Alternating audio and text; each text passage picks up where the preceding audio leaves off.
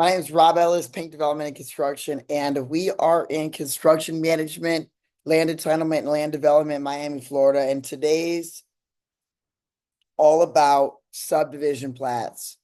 So, what is a subdivision plat? What is a lot split? Um, I'm gonna I'm gonna always use ChatGPT because that's always gonna do a better job. What is a lot split in Miami, Florida? And what is a subdivision plat? It says, let's see here. A minor subdivision, lot split, is simpler, 2 or 3 pieces of land without going through a full subdivision planning process. Small scale developments, fewer regulatory steps, zoning compliance, each resulting in must comply with Miami zoning code, minimum lot size, frontage, and setbacks. No dedicated public infrastructure since it's small scale. Administrative process, survey, zoning, survey and site plan. Engage a local surveyor to create site plan, show and proposed. Confirm each new lot meets them. Submit an application deadline to the Miami Planning and Zoning Department. Public notice and approval. Some may require neighbor notifications or public hearings, which is what I do. I do 50 public hearings a year. Record the split. Once approved, Miami-Dade County appraiser. Subdivision plat is for typically 4 or more, which is, I would say that's not necessarily true, but you can still have a subdivision plat for less, depending on the formal process. There's lots of ways to challenge a zoning density, which we're going to go into a little bit here today. So a subdivision plat is a more formal and complex process involving dividing land into 4 or more lots, required when large tracts of land or when infrastructures may be required. Comprehensive review purpose, public infrastructure involvement, new streets, drainage and utilities, public hearings and commissions, plat map creation, pre-application meeting, preliminary. And here's the typical differences. For developing multiple homes, a subdivision plat may be done. Now, what we're challenging here, or what we're looking for as a land entitlement group, one of the fastest ways to enter the market and any new market is by creating lots of value or subdividing something. So as far as this process goes in Miami-Dade County, this is something that we're looking at in better locations. So the whole purpose of this was to educate on what a lot split is, but we already know kind of where we want to do this, which means that I'm going to show you guys some of the initial ones that we're looking at. So single family home infill or single family homes in the best area tend to be very good. There's what we're targeting is custom builders, mid-sized builders, or luxury builders that like building in Pinecrest, Pembroke Pines, Coral Gables, or Coconut Grove, any of these areas. So the first thing that we're looking at, and I did this yesterday, but I'm going to do it. It's going to be new construction luxury homes. We want to focus in areas where new homes can pay $500 to $1.5 million for a piece of land, which means we're going to be looking at home values greater than $5 million. At the most, you want to keep land at 20% of your development costs. Down here, that's going to be a lot higher on average because obviously of what's going on. I live in Brickell, but the chances that I'm going to do a high-rise project right off the bat is pretty low. So you put a lot of feelers out into the pipeline. So my focus is Miami-Dade County. I have a YouTube channel called Miami Development, and we're looking for new construction luxury homes. Let's see here. Now, a lot of these filters aren't going to be able to find this, so we're just going to go new construction homes, Miami, Florida.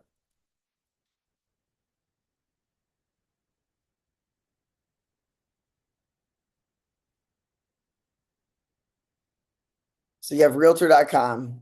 There's 1,500 for sale at a time. We're focused above the 5 million mark, probably. So 5. You see, that's kind of where that focus is. And we're going to go to the map here because we want to see where this area is.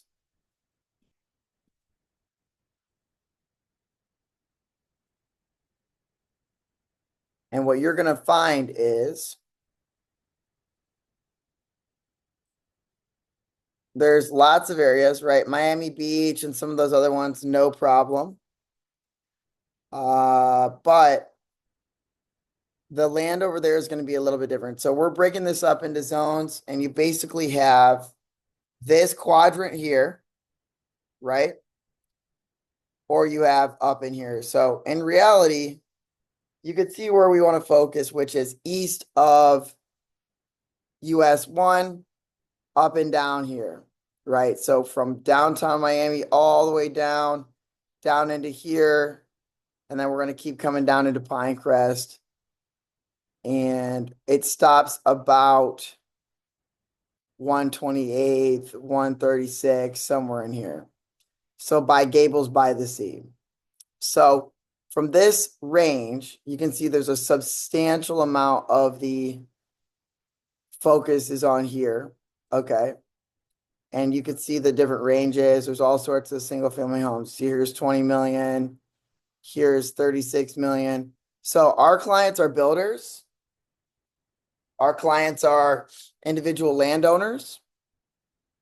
Anybody who wants to look at a new home in these areas and build whatever they want.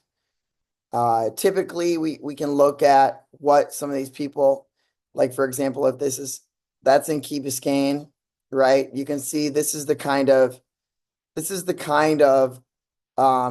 people we're looking for, people that want to build this kind of home. And we're going to start by looking at all opportunities, right? And learning the zoning code differences, the densities, and the loopholes that allow us to do what we want. Again, land is a finite resource, especially in these areas. There's not opportunities for existing new. And one of the best strategies to do that is to create a subdivision plat. Okay, so today's live video is just going to be looking for opportunities. And then we're going to move on to the zoning phase, which is to talk about how it's possible to do that, right? So you can see here's a $7 million house on 0.38 acres. Here's a $7 million house on 1 acre, right?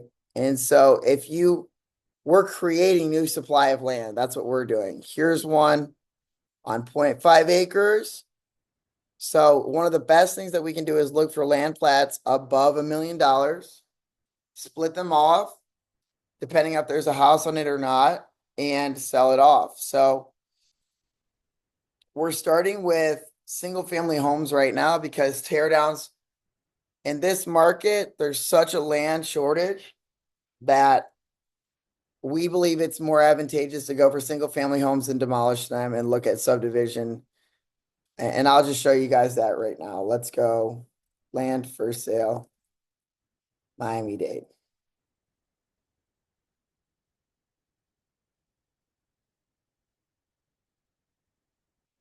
We want at least an acre.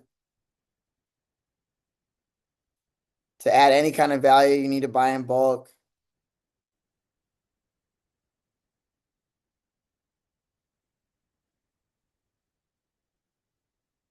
Okay, so let's look at that area that we're focused on. You see how there's such a shortage of land? There's nothing under 2.75 million. And this is pending right here. You see how this was listed as land, as a tear down, right? And you can see the kinds of people that are moving down here. So this is an example of something that we would add to a spreadsheet that I'm working on, which is we're setting the precedent for, we're trying to set the precedent for the price per acre. And this is where we do it. So by tracking inventory 33156, we can see what things are going for and we don't overpay for land. You have to, by looking at large tracts of land and by consistently looking at them, you're going to end up in a better position than if you did it.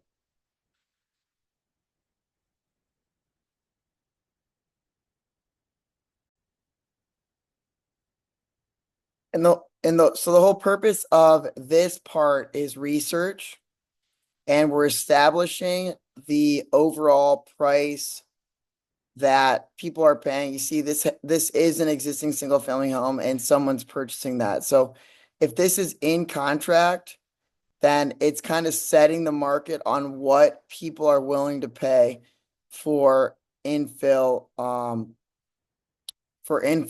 like this kind of stuff. So typically tear downs and things like that are some of the best types of properties that you can purchase. I'm looking for the APN. This has the lot this lot.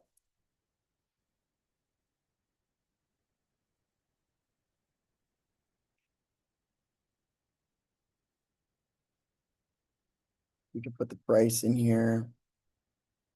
2.7. And so you can see Miami-Dade. We're looking for the parcel number. You can see that take advantage of this. We're opportunity to develop a 1 acre, like 54,000 square feet. Let's see here. Lot size, association. You see how this is in a subdivision already, which is something that you're going to want to watch. That means somebody created a plat already. It's almost impossible to change a plat when it's final. This is not a lot that you could do anything with, okay? But it shows you what the price per acre at the lowest point is. We go to the Miami-Dade County Auditor. We're going to look up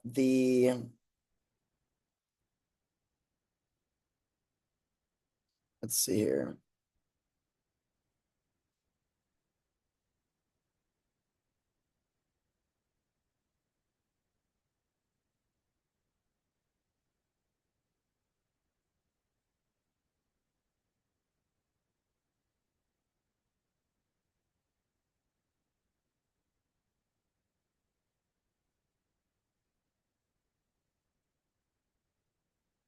Okay, so here you go.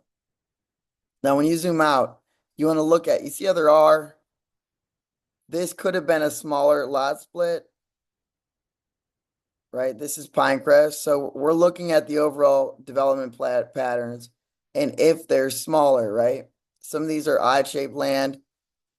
You see this here. This is a great example of somebody that made a plat. Some of these are recorded. You see how that is? And then they brought this in as well and they divided it like this. You could see how they made it a court and these are smaller plats. So that's what we're looking for, these types of opportunities. But if this is already in a subdivision, you're going to be in pretty tough shape. So this is the zoning that we're looking for. This is existing zoning. That means under this zoning code, you're going to be restricted. But if you rezone, we're looking to create a net density allowable. So in this area, if you look at Pinecrest, Palmetto Bay, or some of the other ones, again, we're just comparing. Right now, I'm platting to look for the price of what I can find. This is the cheapest piece of land that I can find, and it's to show you. I did one yesterday with a single family home. It's to show you what a tear down is going to look like. And this was in contract, okay? So overall, when it comes to this, that's land. Okay, we're going to take that out. And we're focused on single family detached and lots greater than 1 acre. And we're going to look at what's available. This is where we're focused. Now, there's a huge range of it, but since we know that we can get, we're looking for 1 acre, the more land you buy, the better. But we're looking for small subdivisions. The highest density allowed in these areas is called, I'll show you.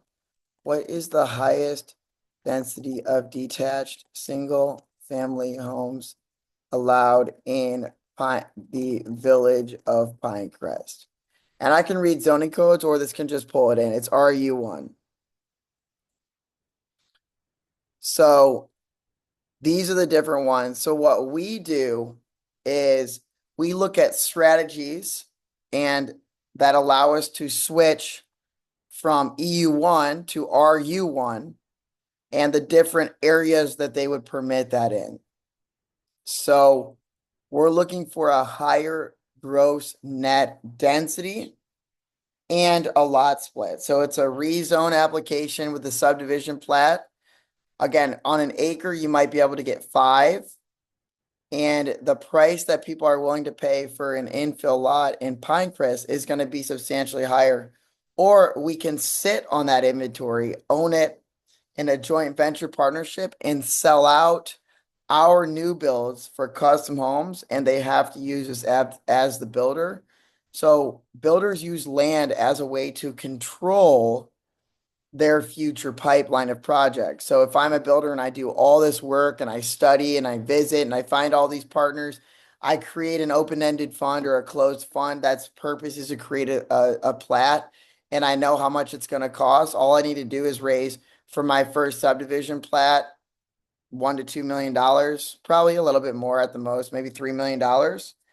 And that plat's going to own it, and it can sell it to the individual homeowner. So it's just a land development entity, and it's a closed end fund. It's a single purpose entity, SPV. So if I create this and I educate people on how to do it, and I'm looking at opportunities every week, it's not going to take me that long to start looking at this process.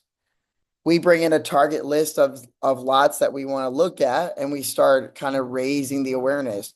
Most development is local. I'm not going to find people from New York that want to develop in Pinecrest. It's going to be people in Pinecrest. So we get the word out, we talk about it.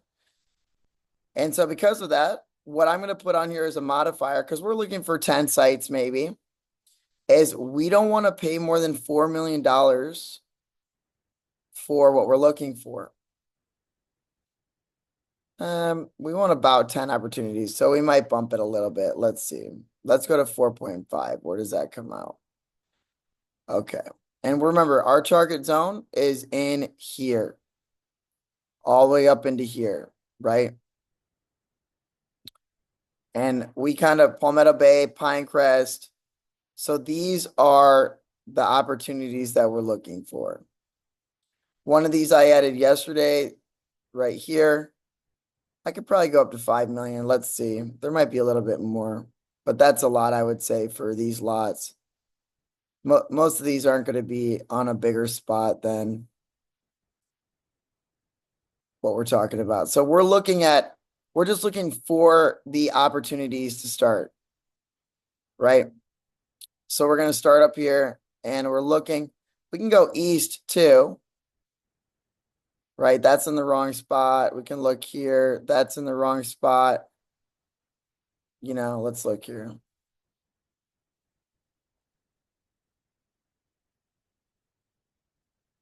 A lot of these are going to be in the wrong spot. Most of the time, these land plans aren't correct.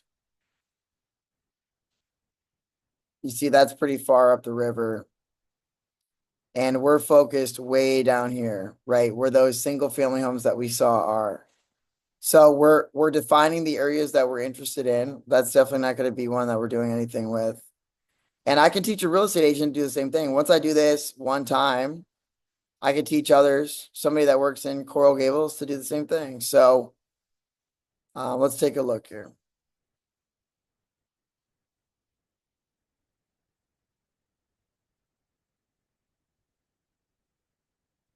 Lot is cleared and ready to build. Price above includes plans designed for a house. Now this says that it is a 5-acre plat. This says that's probably a 5,000 square foot lot. And that's the subdivision that we're talking about. By subdividing it into smaller plats, and again, we're not all in the village of Pinecrest. You can see how small this is. This is what you do right here. Here's another one. This allows even higher densities. You can see that for each one of these, this is single family attached. It's another strategy depending. So someone came in and did this development like that. But this lot is actually only 5,600 square feet. So around here, that might even be a higher density, 10 dwelling units an acre, right? But it depends on where you're at. But this is in the areas that we're looking at. So we're not going to pay $5 million for a piece of land. That's a typo. We're going to keep moving along. Let's see here.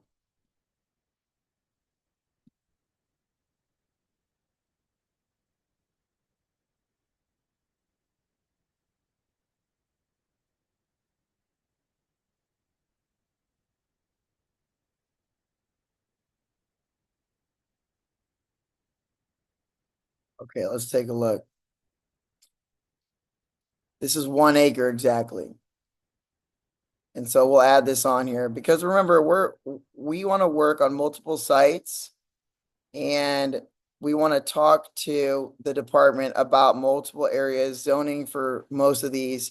So when we go in for a zoning hearing or we do a preliminary review, we want to look at these. So in these areas, they might say, no, you got to be over here. And so we start looking at, it doesn't take that long. I did probably 20 to 30 lot splits over the years. We've done all sorts of stuff regarding this stuff. Let's see here if I can find the parcel.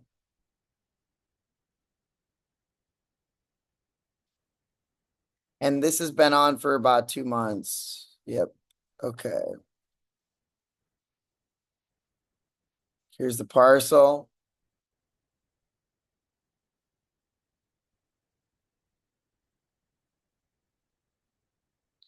You can see it's in Pinecrest, no HOA. So this is not in a existing area. Miami-Dade County, price. Right. So this is like, we might find 2 acres for 5 million, but we have to look at smaller opportunities first. What is the lowest entry point to come into the market?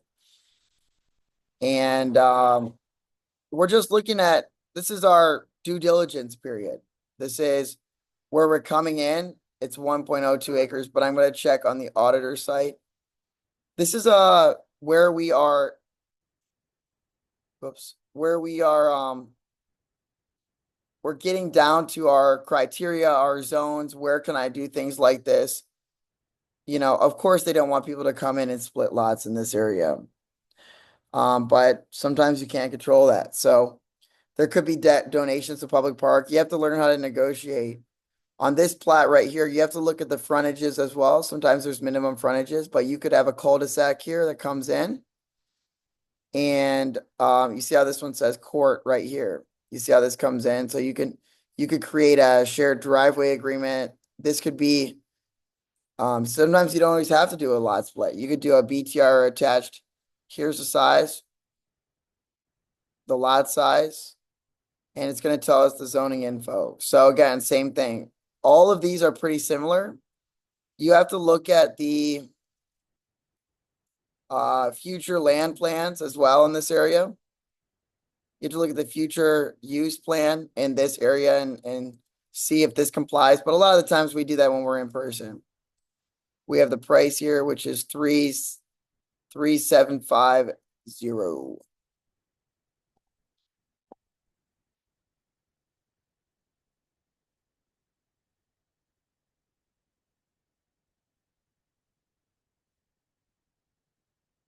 Oops.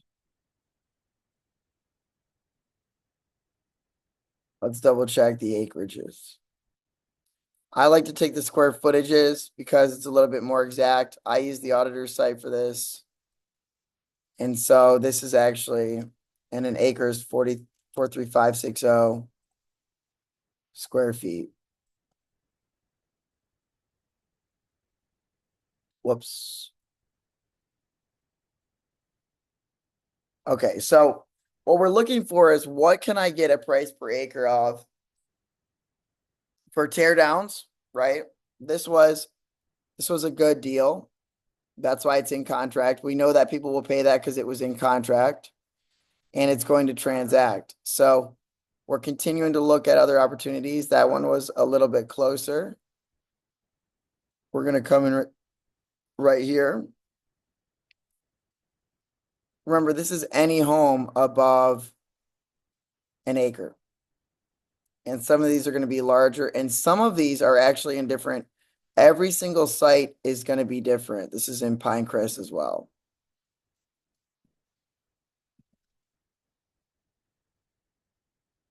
And the zip code is going to be 33156.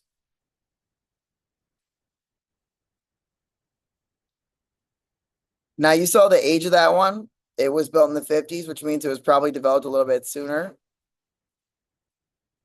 When we pull up the auditor site, that's where I like to look at a lot of these.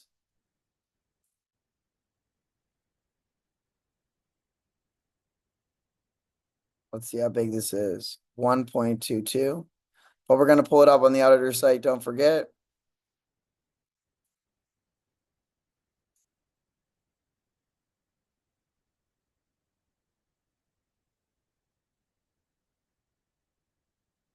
You see, it's such a waste for these to have tennis courts. And there's lower densities here. You see how these are a lot smaller lots?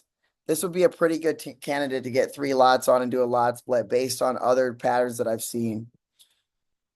For sure. And the price per acre is going to be a lower basis. So you just have to see if it's going to be allowable. I've already looked at this, the future use plan, and they tend to want to see that kind of density on the outer edges, not in the middle. And so this might be a good candidate.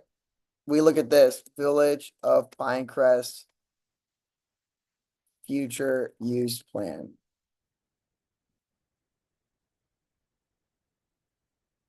This is what you want to see.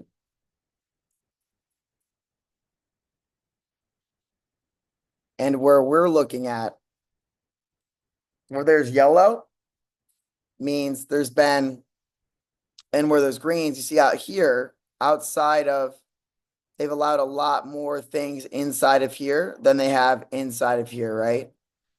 You can see some of these. This is what we want, which is RU1. RU1 blue. And you can see that's out here to the edges. That's out here to the edges. They've kept that closer to here. So if I look at where we're at on the map here, I think you'll start to see that we're pretty close. And so this homes over here,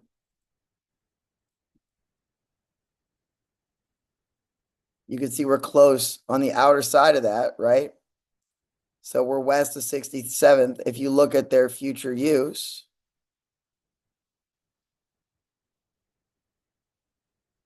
where really you start to see that stuff, you can look for this little water feature. Let's see where that's at.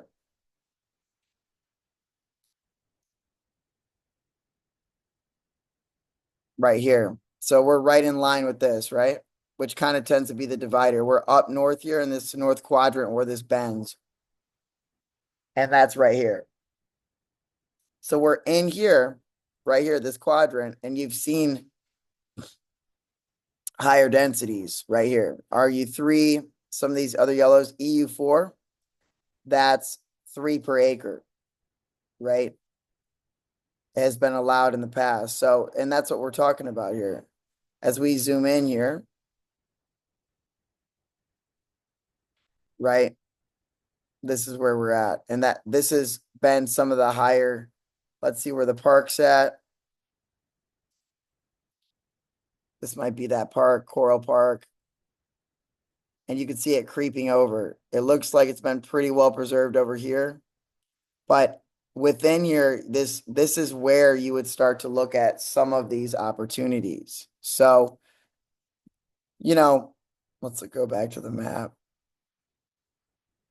This is just north of that park right here, Coral Pine Park, right here. So in my opinion, it's one of these guys. In my opinion, you have a pretty good chance of along here, especially for something like this. They've kept these to the outer fringes, but if you're up against this park and you donate to public park or you expand a right of way or connect streets, let's look at where this lot's at.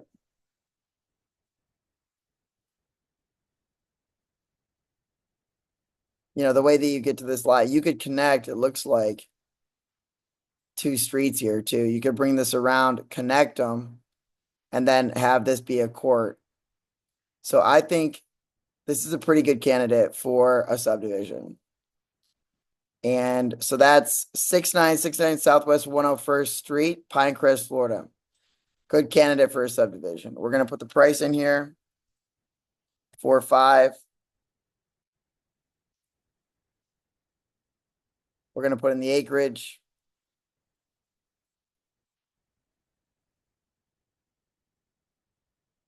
And it's really much better if you can get higher densities. So you would go for like an RU1. There you go. And the price per acre. You see, it's right in line. This is why you do this process. This is right in line with the other ones. Plus, it's in a little bit better of an area where it looks like this would be more favorable.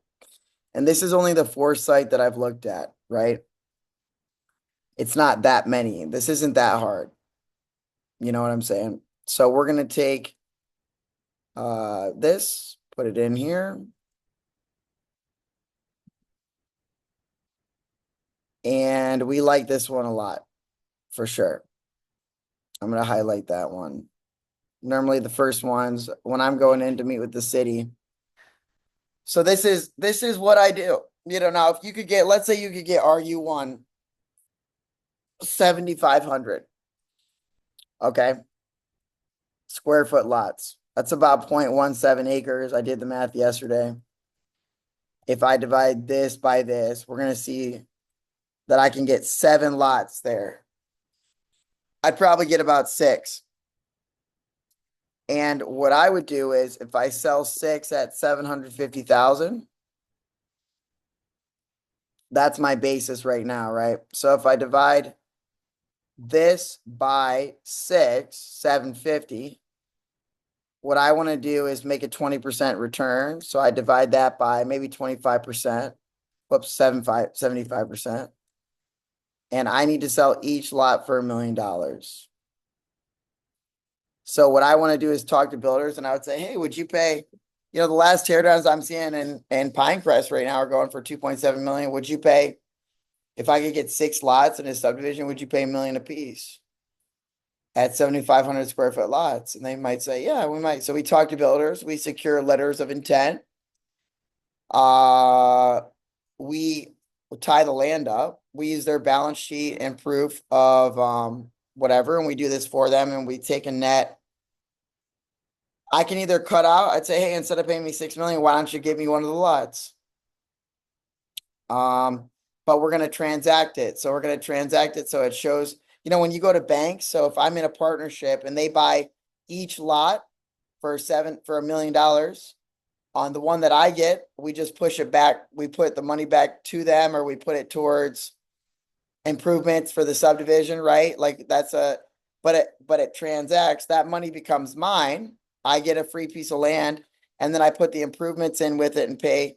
So actually the builder doesn't have a basis, but I have $1 million in equity in my land because it's been transacted at that price through a JV structure with a custom home builder. So that's a great example of a structure that we would look at for a subdivision and how we would negotiate it. Let's keep looking because these are actually getting better. This is even better.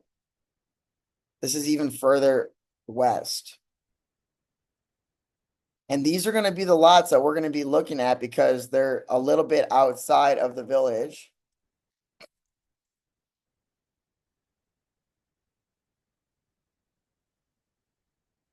Three, 3, 1, 5, 6. When there's a public benefits to developments as well, that's when it gets really tough to negotiate because you know, like if we make our own public park or reflecting pond, or we get, depending on how big the space is, when there is a public benefit, that's what this says, crossroads, sought after neighborhood, all this stuff. Let's take a look here. We've got the parcel.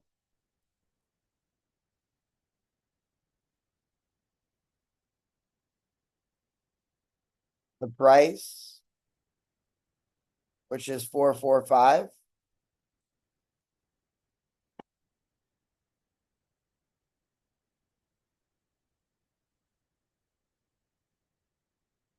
We're going to pull in the acreage. Let's pull it up on the auditor's site.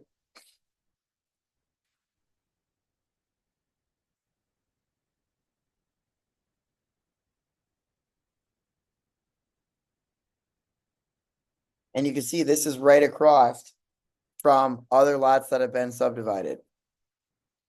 Right? So this lot is on 15,000 square feet. That's what we talked about, RU3.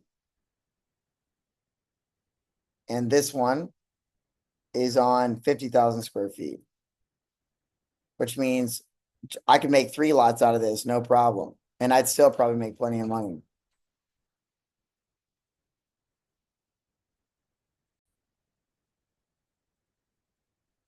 So again, we're looking to see, this is that Grove Avenue, and you can see where these came in, but we're also a lot closer to South Dixie Highway. It's going, look at this. You can see these smaller ones. This is an attached. You see they had 2 just like this right here. And they made this kind of layout, 1, 2, you see how they did attached all the way around. And so if you had 2 plats right next to each other, you could push for that. Normally it's going to come down to screening and other things of what people are willing to do. This is where we're at right here. And this is, again, where you've seen varying types. Yeah, this might be the last preserve, but this block has already been cut into. And again, if I make a public benefit, if there's a public development, you see this where they cut through this and there's other opportunities. If I had both of these, I could do a lot. But I can do this type of small cul-de-sac, and these small yellow ones, let's see what those are. That's 15,000 residential modified estate, EUM. So they might not allow me to get but I'm going to go for the highest one that I can, which is RU1. I could even go down to here, these densities, I could go to RU4, 50 units per net acre, residential multifamily high density. I could go for a higher one and talk, but a lot of the times when you put your development applications in, you have to pick something. So you want to have that initial discussion. And you can see that the density supported over here, this blue, if you keep it single family detached, all that you're arguing is that the neighborhood characteristics haven't changed and that there's varying densities that have been permitted around here. Like this, right? And we're in that block. And so if you combine that with a public benefit, it's going to be a lot harder for them to say no. The municipality, right? If you commit it to affordable housing, right? If I go to Live Local, so if I go here and I say, if I want to use Live Local as a bypass for a development, what do the rules say in the village of Pinecrest? This is another strategy that zoning, let's see. The village of Pinecrest, the state legislation can supersede it. So if 40% of the rental housing are maintained, the implementations can vary, therefore to effectively the village of Pinecrest. So what we do, this is the newest set aside. So I can also, it looks to address affordable housing. What is the commitment and what is the rule? Is it height and density?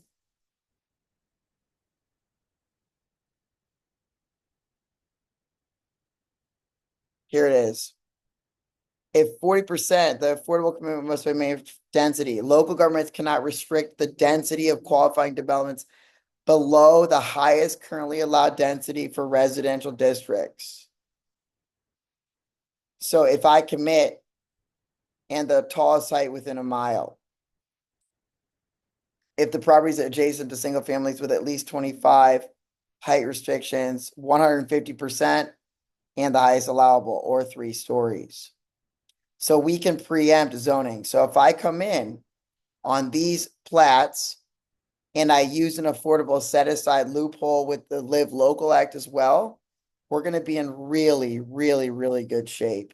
And that means that the highest density that they permit, I can turn this into a multi-family housing project at that point. And let's check their densities. Let's check the future use. Again, the comprehensive plan. And this is what I can't do in my state. The highest densities that they allow is RU4. So if I can get 50 dwelling units per net acre and I can go 3 stories, I can make these walk-up styles depending on parking, or I could do 2 above with parking below, and I can develop a plat that, gosh, all of a sudden we're going to be in great shape. And so because of that, this is not only in an area that we've targeted right up here that's allowed, that other things are permissible on. You see this right here, this project here, right? How far that's spilled in. And we're coming in around here. They've even done, I don't know what this is right here, but I'll have to go look at this individual parcel. But this is one of the best. You want to go for the largest lot. This is 1.17.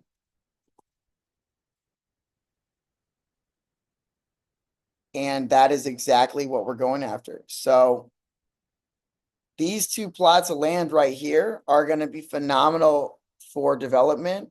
And we're going to be looking for that density loophole along with the affordable housing commitment. It's by the percentage of units. So I could put a small apartment building here and commit it to affordable. And then I can build single family detached on the rest of it and receive the net density that I'm looking for. That's how we would separate this plat. So it would be on an acre. We're going to go as tall as we can. We're going to push the affordable side somewhere else with strong screening, right? It'll have its own entrance. We're going to probably put this parking underneath. So it'll be on a podium. That increases my floor area. And then I have to develop it to development standards. And a good zoning attorney will be able to do that. So when you talk to some of these people, if you can get 50 dwelling units an acre, your land's going to go way up. Land is worth what you can put on it. You know, so we're going to pull this. I think I did pull it. Let's check. 50,000. No, let's double check this.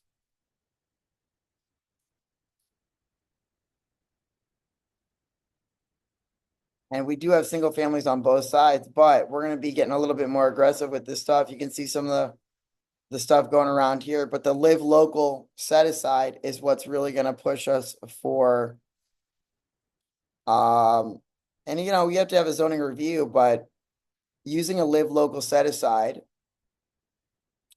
you could even say this. I could say in Village of Pinecrest, I'm going to use this as a strategy and go for RU4 zoning and commit, you know, if it's 1 acre, that means you could get and commit 30%. What is the minimum? It's by percentages, not by square feet. So I can actually do 40%, commit 40% of the units on, and we can look at the overall size of the lot. Let's pull this up. I could say what's the most aggressive that we can get, which is what we go for typically. obviously, because this land costs $4 million. Why wouldn't you? Alrighty, let's check this. Here's our page.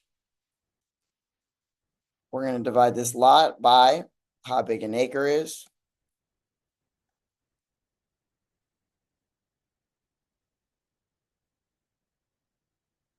It looks like the most aggressive is 50 units an acre, and we could be 3 stories. Is that correct? How many units would need to be committed to that? Let's see here.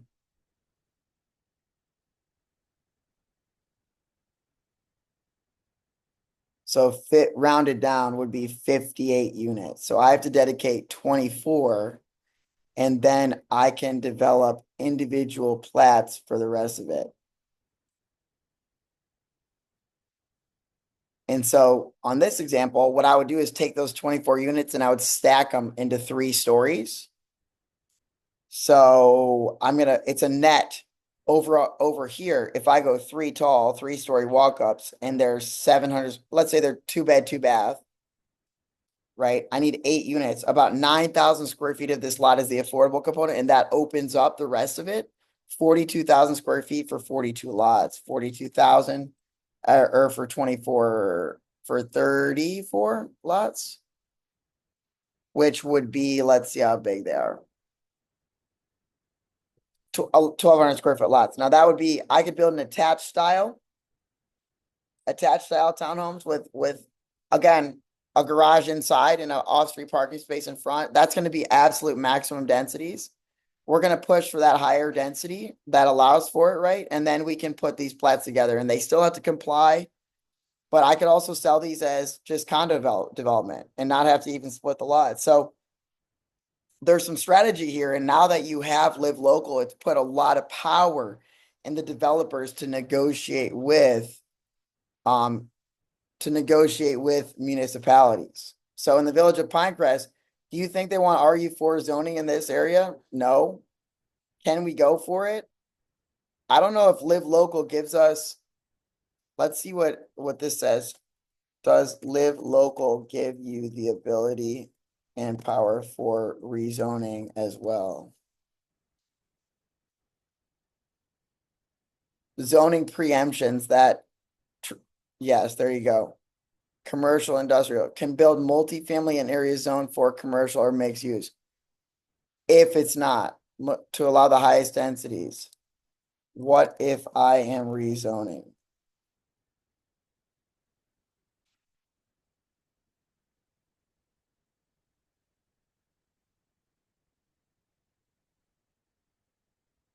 If your land is already zoned, you may still pursue rezoning. In Pinecrest, so we're using a Live Local exemption to push for upzoning as well. So now this is rezoning might initially your building can override this by allowing the highest permitted height and up to 3 stories. So it doesn't fast track, but it empowers you with legal right to achieve higher density and height, bypassing restrictive zoning.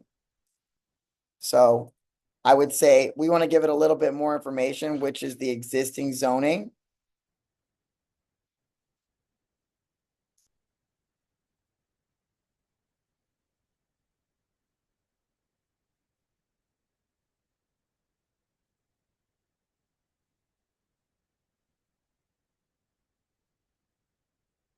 You see this? It's almost impossible. So by leveraging this as a tool, the Live Local Act allows developers to bypass local zoning constraints, but only affordable housing commitment, which we're willing to do, and bypassing zoning limits.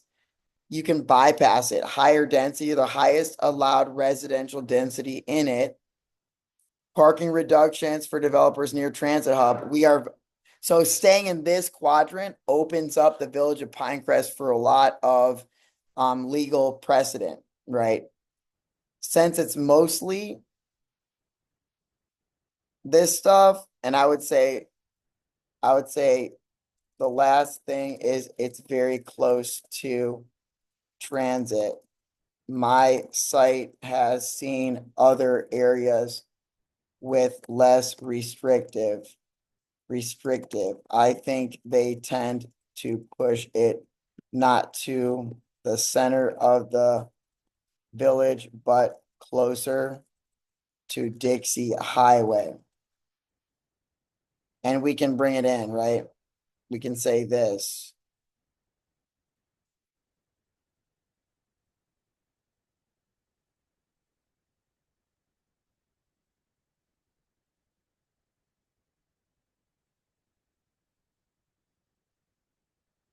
So they tend to allow higher density towards that. It also, so it aligns with density patterns. It also, compare it to that, then the closest RU4, which we are, it's transit oriented and it's a balance. I need a feasibility report and strategy that I could show investors if we make an SPV for this development.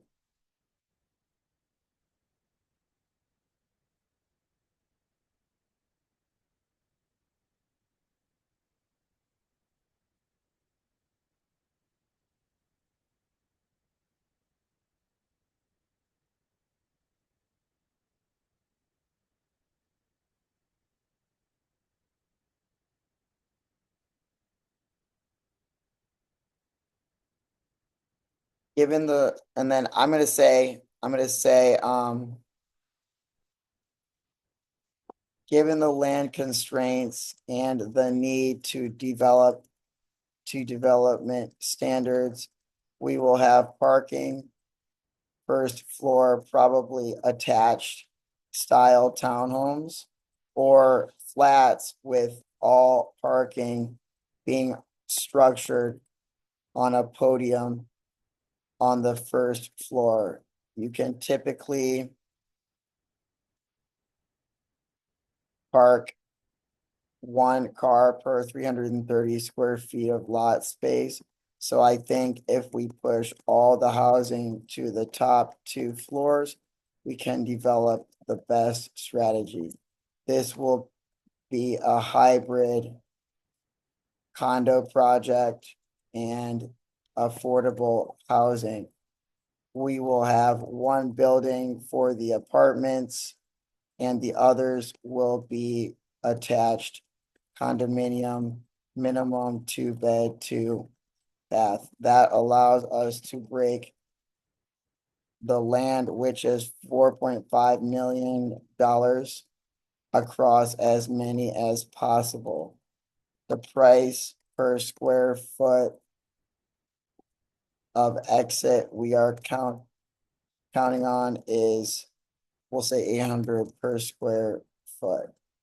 To make a 20% IRR with build costs at 300 per square foot, what is the optimal plan? We need ideally land value at 10% of after built value.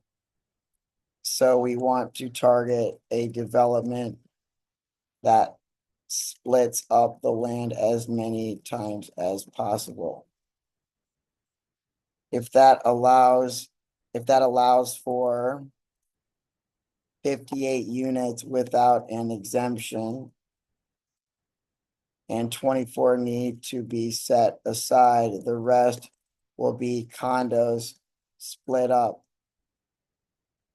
And we want to target lower prices if we can. Let's take a look at what that does.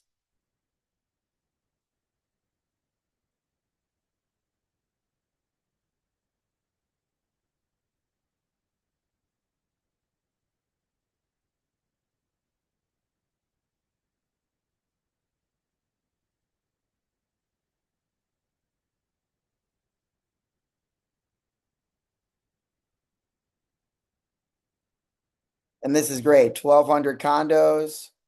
We want $32 million. The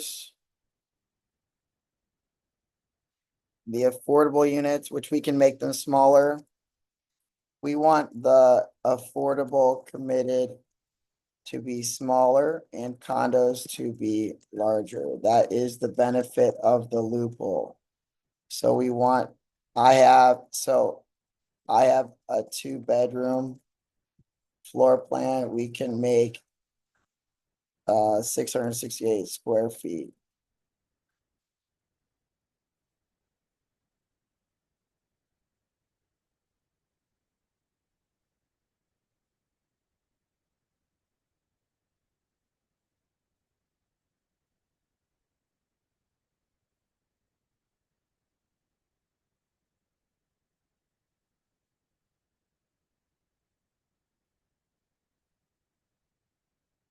We're gonna probably sell out, right? So we have the total development, the target IRR, total development costs, 10%, 4.1 projected net profit based on 100%.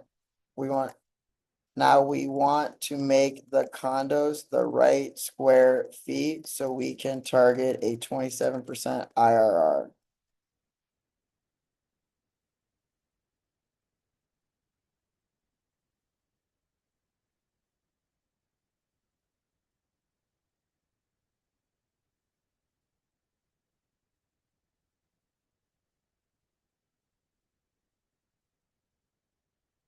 We can't change the land value. We have to pay 4.5 million, and we will need 500K for entitlements and feasibility and zoning attorneys. So I need you to make the condos larger so our exit can be more profitable. So this is a financial model for a development. And this would be an example of, this is all live, guys. This is all 5 pieces of land that I found, zoning, live local exemptions. This demonstrates our skill set here. I'm sure we're a little bit better. So let's take a look here. Property address, current status, target zoning, land, transit proximity already, RU4 zoning, 40% committed up to 3 stories. 2-bed, 2-bath. We could probably go larger. Even 3-bed, 2-baths with that. The affordable units, that's pushing it for that. Affordable units will be 2-bed, 1-bath, and I think condos will be 3-bed, 2-bath. So we're looking at the demographics of the market. You want more bedrooms? Could we make a 2-bed, 2-bath at 1,500 square feet? Yes.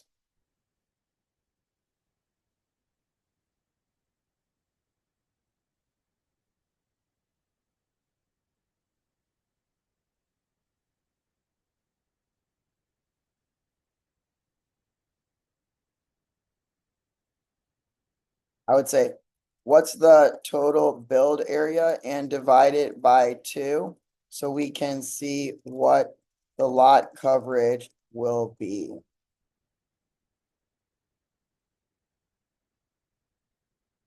Typically, you have to be under 40% lot coverage.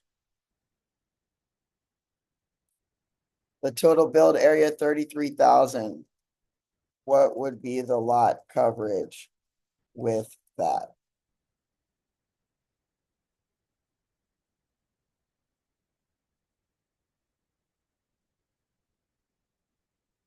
That's 65%. Now we could still go smaller. We don't need all that for parking. We only need probably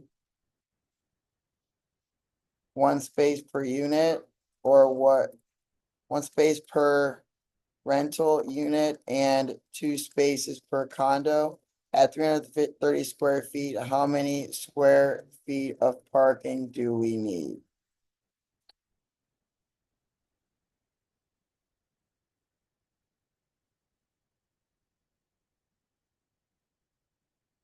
Okay, so if we absorb the net gain, which is approximately the difference of 33516 we can improve lot coverage by having a few first floor units overall. Can you put that in the project and we can see overall lot coverage and lower it? We can continue to optimize this with surface parking too and not structured. So I can make that building even smaller. I'm gonna still improve that because lot coverages tend to be pretty tough. That's wrong. It should go down. The lot coverage should go down because we only need 30,000 or so square feet for parking, and that net gain can become units and the overall footprint at 3 stories would shrink. And we want to optimize it. Let's see what it says.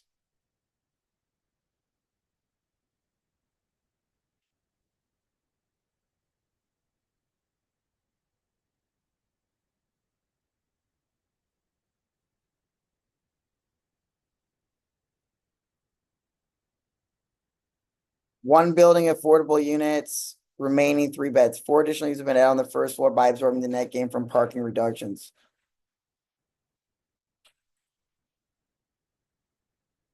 So we have, this is a very preliminary budget. And I would say our project build cost per square foot is incorporated in here, correct? Can you break out development costs into hard costs, soft costs, land?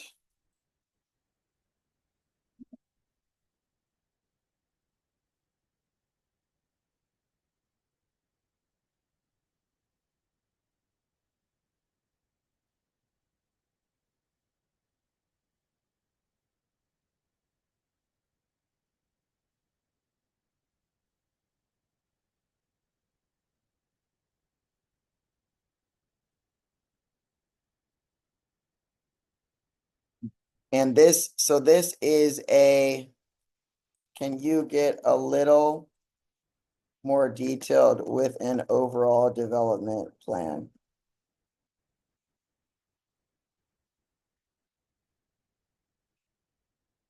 And this is,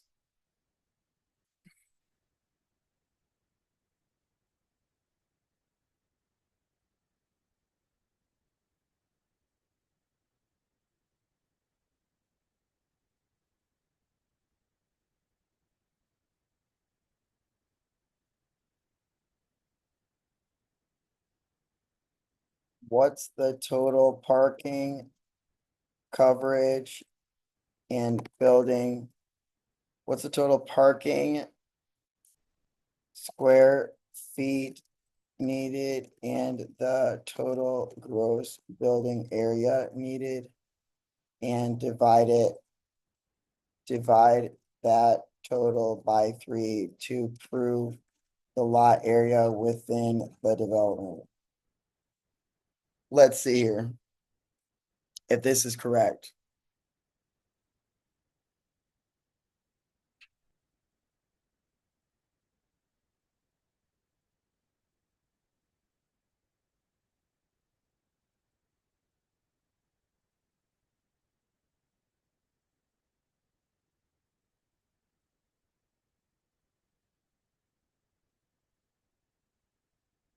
You add this to the development overview and SVV overview and demonstrate the lot coverage.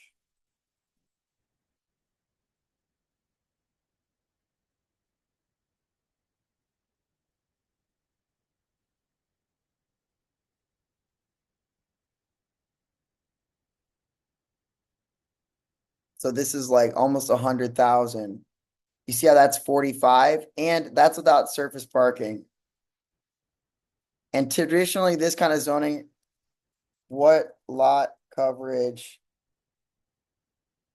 can you list out the development value per, can you list out the development value? Let's see here, condo revenue 46. You see how it lands at 10%. So this is our projected profit, IRR. And what, and can you show the annualized return if it takes, let's say, 18 months to sell the condos out at delivery?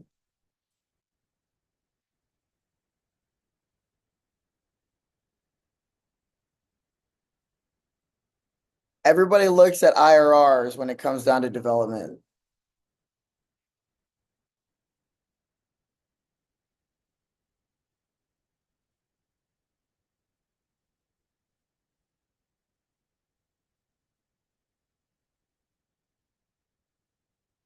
Annualized ROI.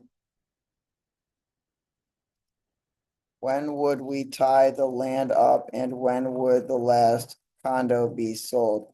We need to show that for the development timeline when it's a full cycle.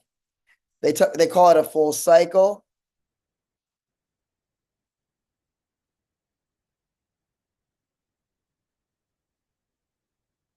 We would put the contract, we would put the land under contract by Q3 and finalize the approvals in Q1 of 2026 and use that. We would close on the site in Q3 and Q4 of 2025.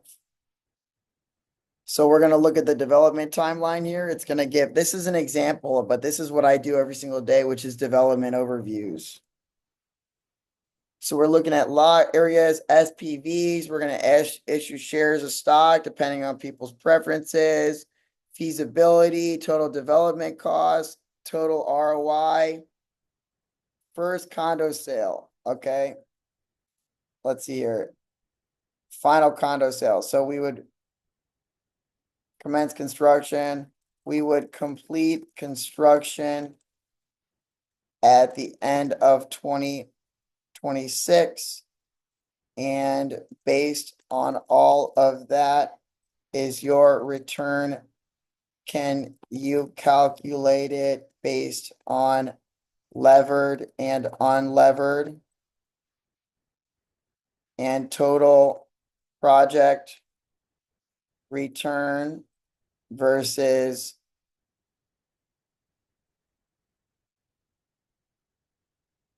total project return versus annualized, as well as use a 40% leverage, 40% equity, 60% leverage to show what a levered would be.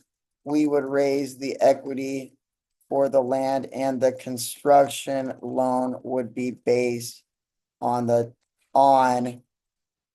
total development cost.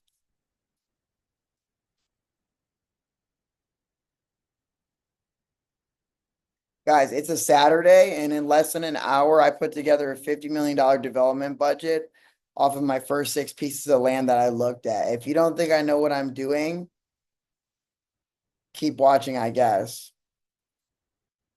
Total ROI unlevered, annualized return, total ROI levered, 40% equity, 60% debt, annualized return, total ROI, annualized return, total ROI levered. What is the levered annualized return on equity? Basically, how much do I need to raise and how much do we get back? The people that I've looked at, they look for a dollar in, dollar out, which means if I put $1 million in, I want $1 million back. And how fast can I get? That's the question. This is a very aggressive timeline.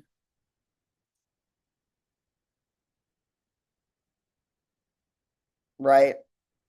This is a 3-year project cycle, but I think it's possible. Looks good. And can you add the average price that Pinecrest is trading at for existing single family and condo and new construction to demonstrate we are building under the average price in Pinecrest? So we expect a fast delivery. So we're going to add the economics of this zip code or of Pinecrest.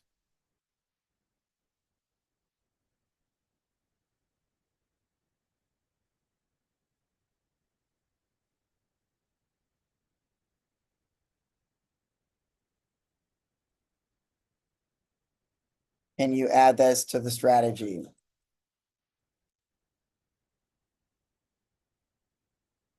Now, I could be well off in terms of density and other things. I could look at assemblages, but this is why I look at 1-acre sites, and this is my best work.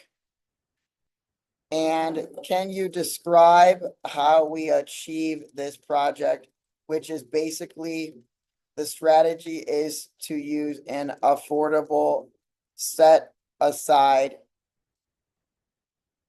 and efficient land use for a mixed use project. And this is in the spirit of live local by delivering not only new rental units, but also new housing units at substantial discounts to the market and put the percentages. If you could make we are also pushing for the highest net density in an allowable area that has seen similar development patterns. So this is our initial feasibility step in land acquisition or overall, and we are now looking to secure an appointment for a preliminary zoning review, and if that isn't helpful, a good zoning attorney who works with Live Local and represents developers. So we're going to put this in our strategy on how do we create the value here. It talks about new rental units and new housing. We aim to deliver high demand. The strategy targets the highest net density achievable with transit area that has seen similar development patterns. This is podium, talks about 3 stories. We're not really doing that. It's going to be important to introduce substantial screening and develop to development standards. So the intricate details can change, but we want to develop to development standards. And so that comes in, it kind of highlights the importance of some of those things of meeting development standards, screening, design flexibility. So this is the overall development budget, some of the initial things like that, and feasibility, engineering, and what that looks like. We bring in my information here. This is my info. So it'll add it down here.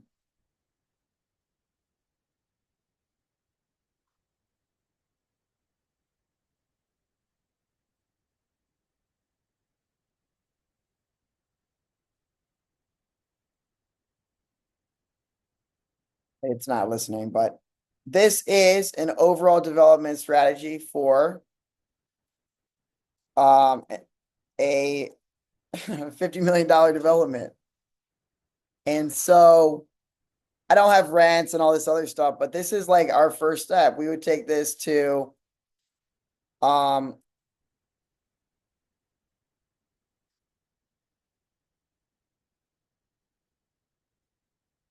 let's see here. Can we make this?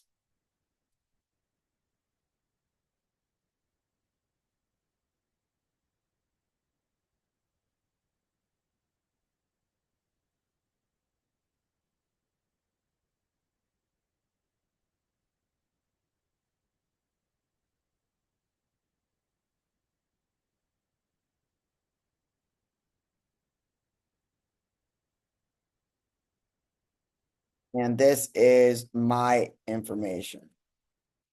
So this is, and I have a Miami number that I'll put in here because I'm local now.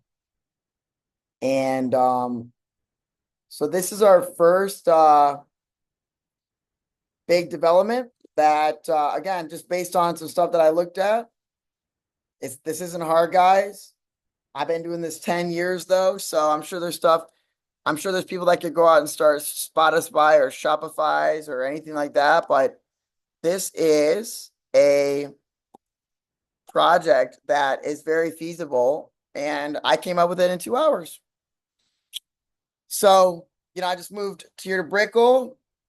It's what I do. Live local. We're in a great state that allows for that. We're in one of the best markets for real estate development and land entitlements. And we're gonna see what happens with this project. If you're if you're a builder or you're a condo developer and you want to look at projects like this would be a place to do it. You can see I wrote a whole development proposal. If you'd like me at a principal at your firm, please reach out. I'm very interested in that. Join more existing firms. So thanks a lot.